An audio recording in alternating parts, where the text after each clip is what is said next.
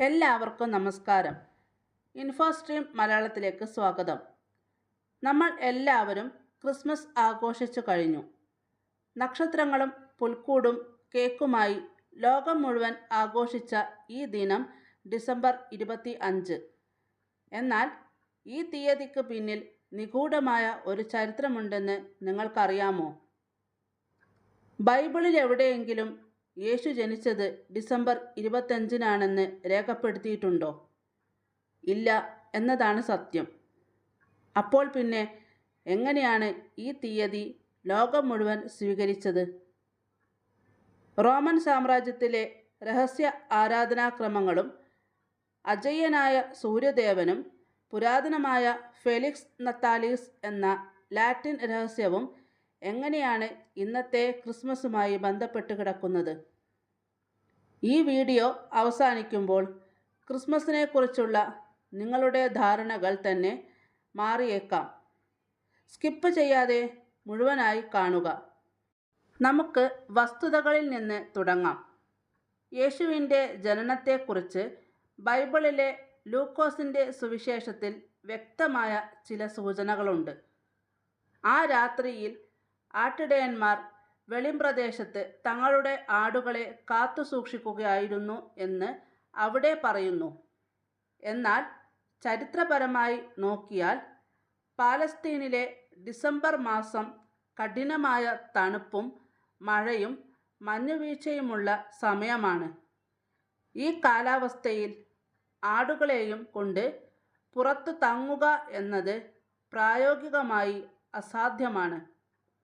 അതുകൊണ്ട് തന്നെ യേശു ജനിച്ചത് വസന്തകാലത്തോ അല്ലെങ്കിൽ സെപ്റ്റംബർ ഒക്ടോബർ മാസങ്ങളിലോ ആകാനാണ് സാധ്യത എന്ന് ഭൂരിഭാഗം ചരിത്രകാരന്മാരും പണ്ഡിതന്മാരും വിശ്വസിക്കുന്നു.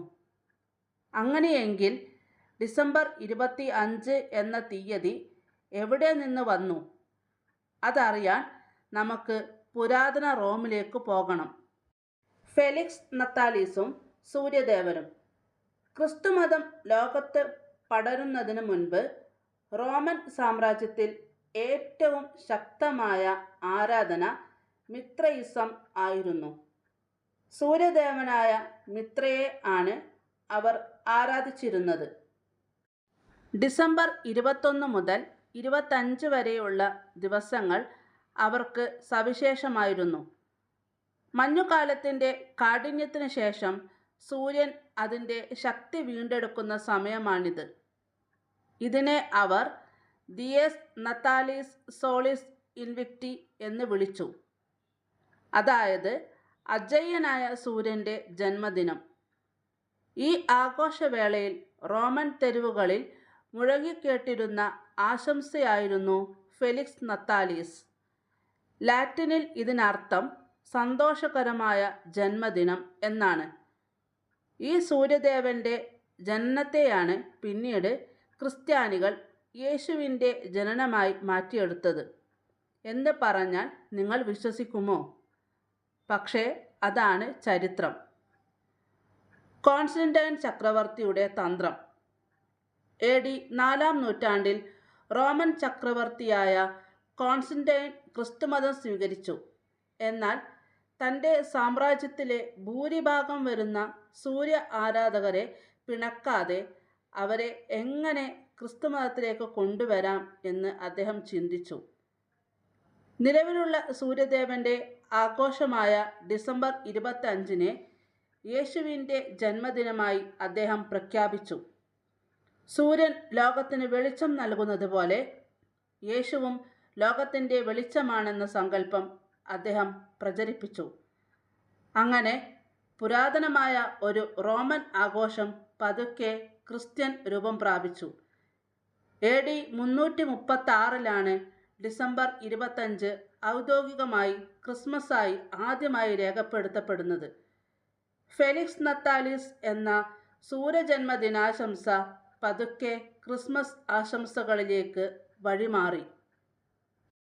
ഇന്ന് നമ്മൾ ആഘോഷിക്കുന്ന ക്രിസ്മസ് ആചാരങ്ങളിൽ പലതിനും, ഉദാഹരണത്തിന് ക്രിസ്മസ് ട്രീയും സമ്മാനങ്ങൾ നൽകുന്നതുമെല്ലാം പുരാതനമായ സാറ്റേണാലിയ പോലുള്ള റോമൻ ഉത്സവങ്ങളുമായി ബന്ധമുണ്ട്. ചരിത്രം എപ്പോഴും ഇങ്ങനെയാണ്. അത് പല കാലഘട്ടങ്ങളിലെ വിശ്വാസങ്ങളെ കൂട്ടിക്കലർത്തുന്നു. ഈ വീഡിയോയിലൂടെ ക്രിസ്മസിൻ്റെ മറുവശത്തെക്കുറിച്ച് നിങ്ങൾക്ക് ഒരു പുതിയ അറിവ് ലഭിച്ചുവെന്ന് കരുതുന്നു. ഈ ചരിത്രം നിങ്ങളുടെ സുഹൃത്തുക്കൾക്കും പങ്കുവെക്കുക. നിങ്ങളുടെ അഭിപ്രായങ്ങൾ താഴെ കമൻറ്റ് ചെയ്യൂ. ഇൻഫോസ്ട്രീം മലയാളം ഇതുവരെ സബ്സ്ക്രൈബ് ചെയ്തില്ലെങ്കിൽ ഇപ്പോൾ തന്നെ സബ്സ്ക്രൈബ് ചെയ്യുക. അടുത്ത ഒരു വീഡിയോയുമായി വീണ്ടും കാണാം. നന്ദി.